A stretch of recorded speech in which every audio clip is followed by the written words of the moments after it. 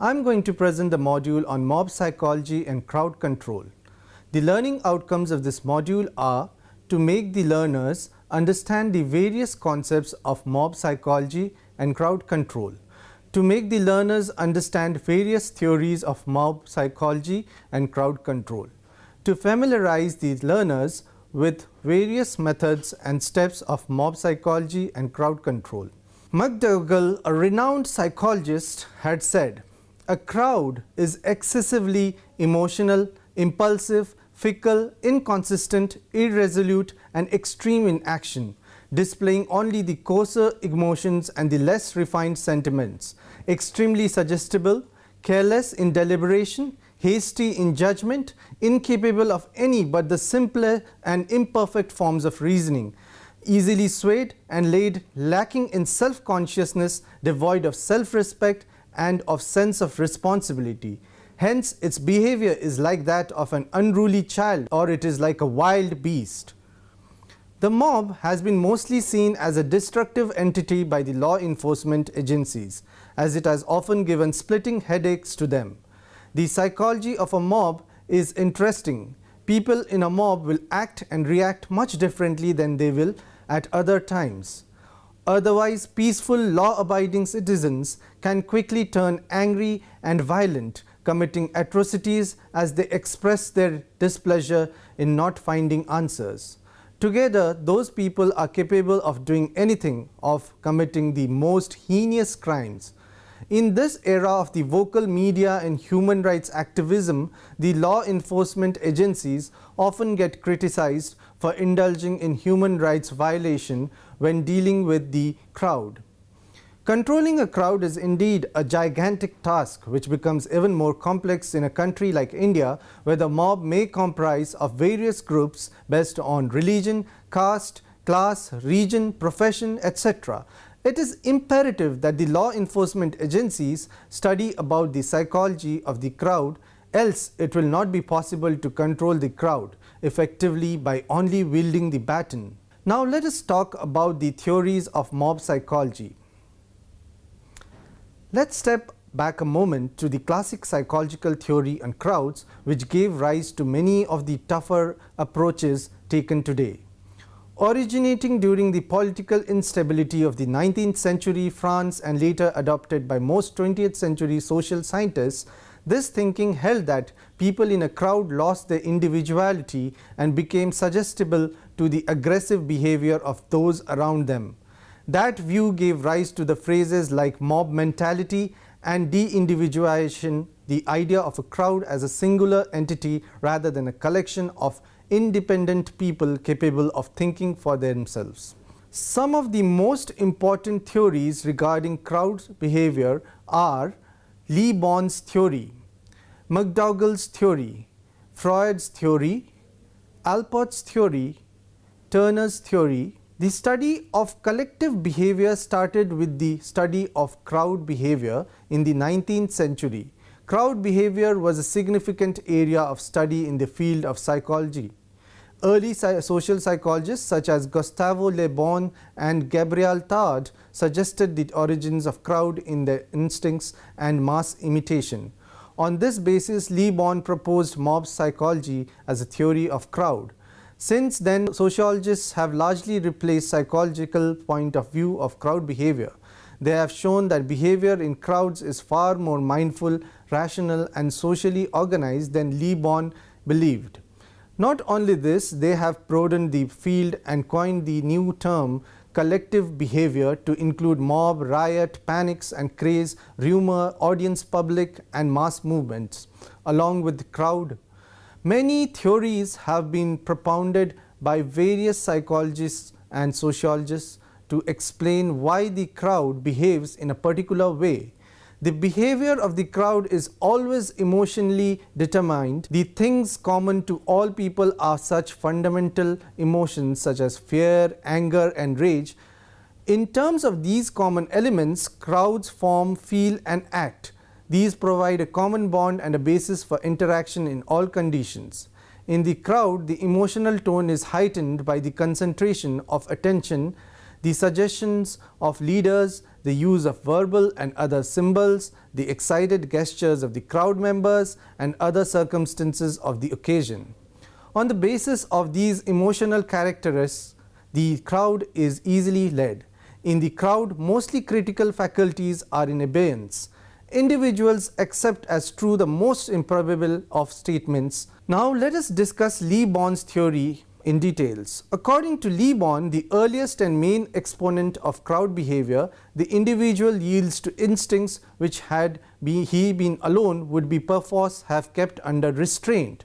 Like the hypnotized person, he is no longer conscious of his acts.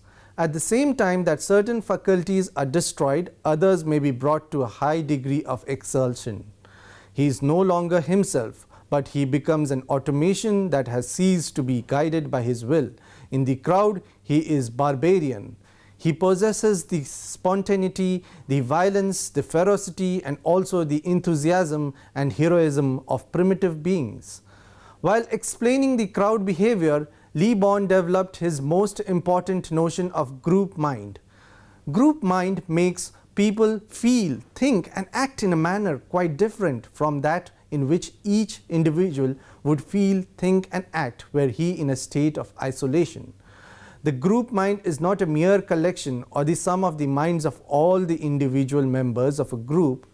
It is a mind of its own, distinct from minds working on different levels. Its working is based on emotions, appeals, suggestions, and slogans. Its acts are less rational and more emotional. It is an irresponsible mind focusing its attention on some immediate object. Its mental level is very low. It becomes easily excited and acts in a hypnotic way.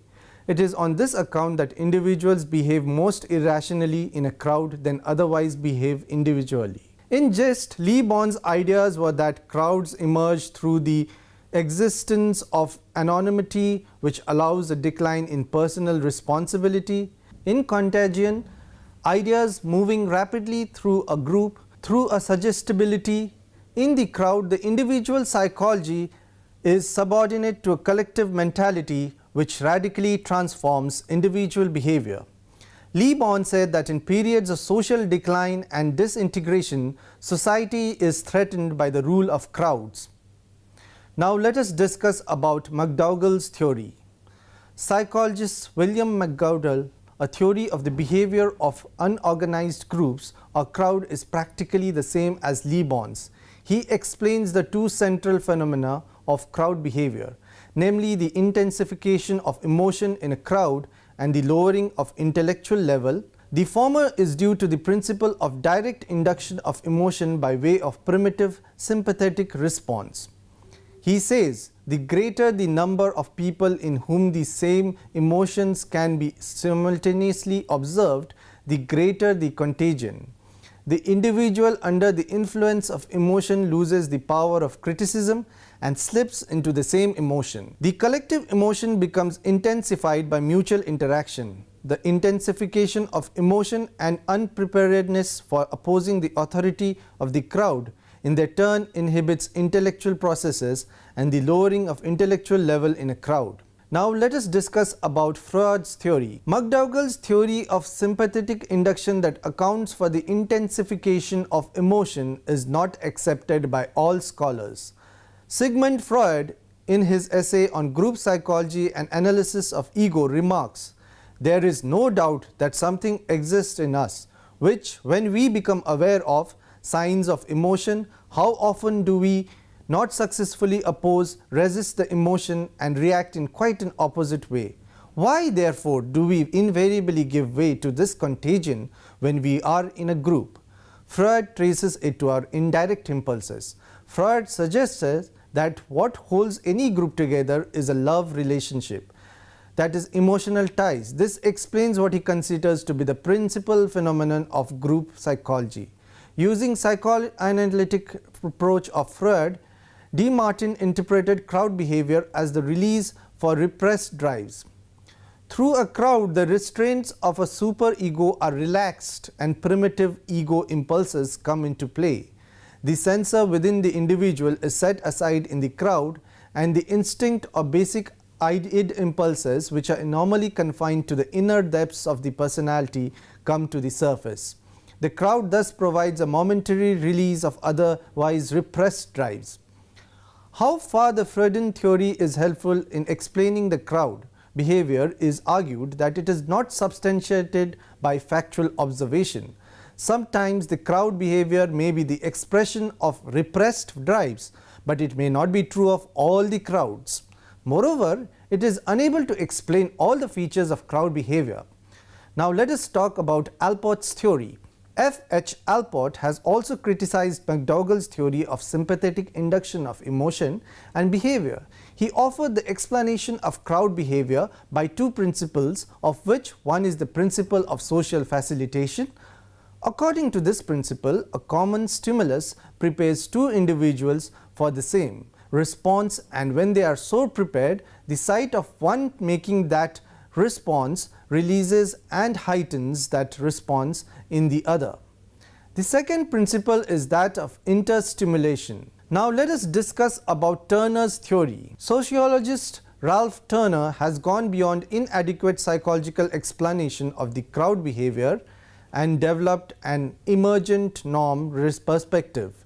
The central thesis of this perspective is that even in the most violent and dangerous crowds, there is also social interaction in which a situation is defined.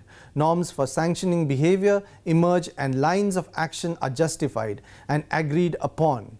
Thus, all explanations throw light on either one or the other factor of the complex phenomena of crowd behavior. As such, they are incomplete and insufficient.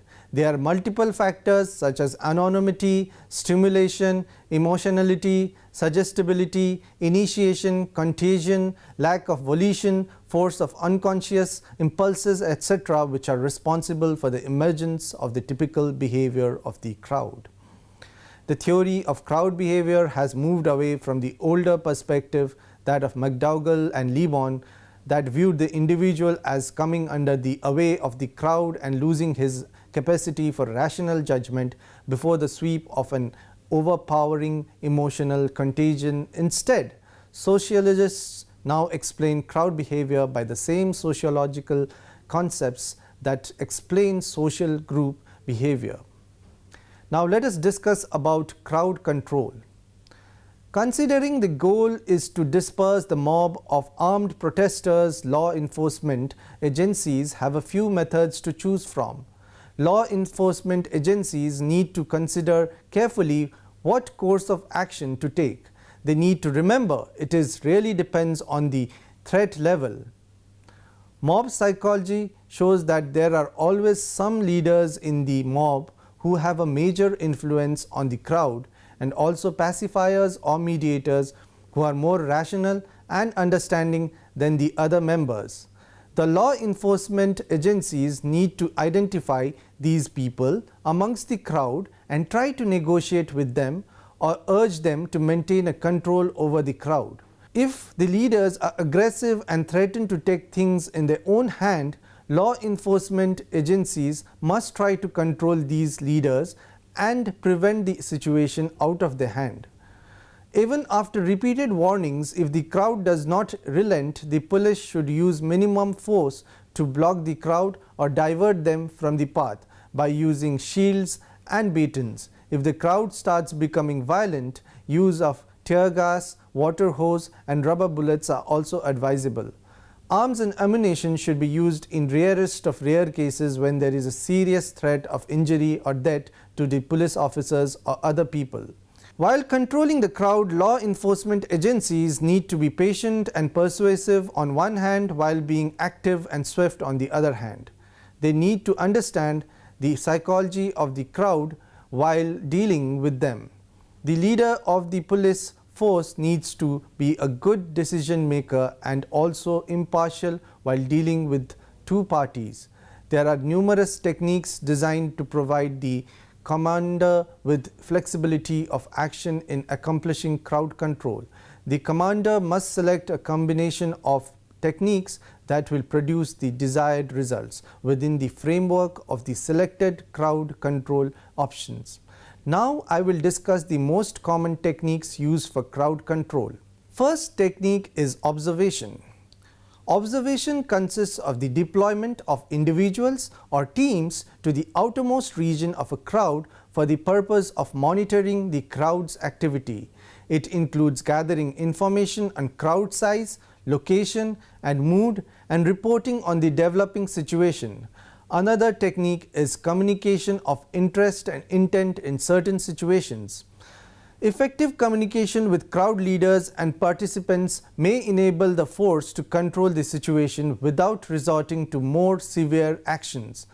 When planned and organized demonstrations, marches or rallies within the disturbed area are announced, the control force commander, in coordination with local authorities, should meet with the activity organizers to communicate the interest of the control forces. The commanding officer and local authorities should communicate to the activity organizers their intent to cope with violence, unlawful actions and violations of restriction imposed on the activity. It is intended that by this communication between activity organizers and control force personnel, the demonstration rarely or parade will occur without incident through the mutual cooperation of all concerned. The intentions of control forces will not be effective if delivered as an ultimatum. A limited begrudging dialogue with activity organizers reduces the opportunity for authorities to learn the plans of the demonstrators. It must be remembered that if this communication is not effective, the activity organizer might hold the demonstration in defiance of local authorities. Another technique is channelization, where communications have been established with the dissident leadership and the intent and nature of the crowd activity is known in advance, pressure may be brought to bear on the leaders. This will channel the crowd into an area that will minimize the disruption that the crowd might have on the community, and that will facilitate the operations of the control force. Another technique is diversion. Consideration may be given to efforts to divert the leadership of the crowd itself from its stated or apparent objective. This effort is greatly facilitated if communications exist with the leadership of the crowd. This technique may be either direct, denying access to an area, or indirect, promoting an alternate site or activity of greater interest to the crowd. The diversion should support the objectives of the control force either by reducing the intensity of the crowd situation or by motivating the crowd to seek an area more easily controlled by the control force. Another technique is cooperation. The control force must seek to obtain the cooperation of the dissident leadership, which will decrease the potential for disruption. Also, when crowd leadership seeks permission and cooperation from the local government, officials should maximize this opportunity. This may be accomplished by talking the leadership into a cooperative planning effort designed to facilitate the protesters' opportunity to peacefully demonstrate. This will also establish guidelines that will minimize the impact of the demonstration on the community. Another technique is proclamation of dispersal orders. Sometimes law enforcement agencies need to call upon members of the group to disperse to their homes immediately. A proclamation establishes the illegal nature of the crowd's actions and is an excellent medium to make known to a crowd the intentions of the control force. The intent of a dispersal order is to permanently disperse a crowd, not to merely relocate the problem. It should be made clear that the crowd is expected to immediately leave the area and include a warning that force may be used which may inflict significant pain or result in serious injury. The dispersal order must be given in a manner reasonably believed to be heard and understood by the intended audience. Based upon the circumstances, law enforcement may need to consider multiple announcements from various locations. Dispersal orders may be delivered in languages that are appropriate for the audience. Regardless of how delivered, law enforcement should record the name of the individual making the statement and the date and time each order was administered. Dispersal orders should not be given until control forces are in position to support crowd movement. Methods that may be used to deliver and document dispersal orders includes loud speech, amplified sound, display of signage indicating unlawful assembly and dispersal, gaining the attention of the crowd and documenting affirmative responses of crowd members prior to the declaration of unlawful assembly, positioning law enforcement personnel to the rear of a crowd to confirm and document hearing the transmission of the dispersal order, acquiring multiple language capability using video or audio recording equipments for documentation of the dispersal order. Another technique is show of force. A show of force may be effective in various situations in civil disturbances control operations. Marching a well-equipped and highly disciplined control force in view of an assembled crowd may be all that is needed to persuade dissidents to disperse and retire peacefully from the scene. In other situations, however, a show of force may have a counterproductive effect. It may cause more persons to be attracted to the show and provoke a non-violent crowd into a violent confrontation. When personnel are scattered throughout the disturbance area in small groups, a show of force may take the form of motor marches throughout the area, saturation patrolling, and the manning of static posts. Another technique is apprehension of crowd members. The apprehension of an individual can only be justified if that person is in violation of the law. Situations may arise in a crowd control mission where large numbers of persons are participating in unlawful activities. The dispersal of such groups might result in greater violence or militant acts.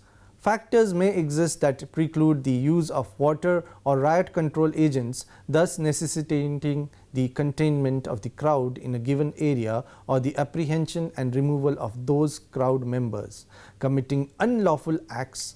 Wherever possible, military forces should allow civil police officers to perform the actual apprehension, processing and detention of civilian law violators. However, conditions of necessity may require these functions to be performed by military personnel. The most successful law enforcement strategy for dealing with mass arrests and bookings is proper planning, training, and comprehensive briefing of involved peace officers prior to the event. Mass arrests are dynamic situations that are resource intensive.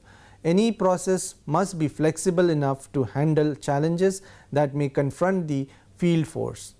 Police should be prepared to utilize various arrest tactics to address unlawful behavior, including passive, non-compliant resistance, active resistance, and assaultive and life-threatening confrontation. Police should maintain accountability of arrestees from the arrest site, that is the crime scene, through the booking process. Many cases are lost due to the inability to match up to the arresting peace officer to the arrestee. The arrest report should articulate each arrestee's specific criminal act and the witnessing officers. This process will aid in criminal prosecution and the reduction of civil liability. A coordinate effort by all involved criminal justice entities is essential to ensure proper arrest, booking, and prosecution of violators. Maintain accountability of evidence. Consideration should be given to maintain evidence beyond criminal prosecution pending potential civil litigations. Another technique is use of barriers. Barriers can be effectively used to channel crowd and prevent vehicles from being driven near areas which are at a risk of greater damage, like government institutions. Another technique is employment of water. Water from a fire hose may be effective in moving small groups on a narrow front, such as a street, or in defending a barricade or roadblock. Personnel applying water should be protected by the control force and in some instances by shields. A water dispersing system specifically designed for use in civil disturbances operations is not included in the Navy supply inventory, but may be improvised from existing items of equipment. Water may be employed in a flat trajectory, that is in a solid stream, or as a high trajectory weapon, that is employing water as rainfall. The latter is highly effective during cold weather. The use of a large water tank 750 to 1000 gallons and a mounted water cannon will enable the force to employ water as they advance. By having at least 2 such trucks, one can held in reserve, aboard ship water hoses can be laid out in advance. The fire stations to be used will usually be indicated by their location, including the availability of cover for those teams. Past actual experience has shown that aqueous film forming AFF has had a disorienting effect on crowds and has increased the effectiveness of firefighting from the ship when objects on or to the pier, including vehicles and mooring lines, were set afire by the crowds. In the use of water, as with other measures of force, certain restraints must be applied. Avoid using water on innocent bystanders. Provide avenues of escape and use the more severe flat trajectory application only when necessary. Another technique is riot control agents. The use of riot control agents like tear gas and rubber bullets is an effective method of dispersing crowds. Remember, however, that effects of riot control agents are only temporary and will not prevent the reformation of a crowd in either the same or a different location. Riot control agents have many advantages over other techniques in that they have an immediate effect on large groups of people without causing any permanent harm. Riot control agents, when properly used by the control force, will disperse large crowds without actual contact with rioters. An understanding of riot control agents, their capabilities and limitations is mandatory for safe and efficient use. The authority to order the use of riot control agents rests with the installation commander. We can conclude that the knowledge of mob psychology and methods of crowd control is a must for every law enforcement officer. It will help them to handle critical situations and minimize loss of life and property during such situations. Human rights violations will also be reduced and avert criticism from both the public and media to a large extent. Thank you.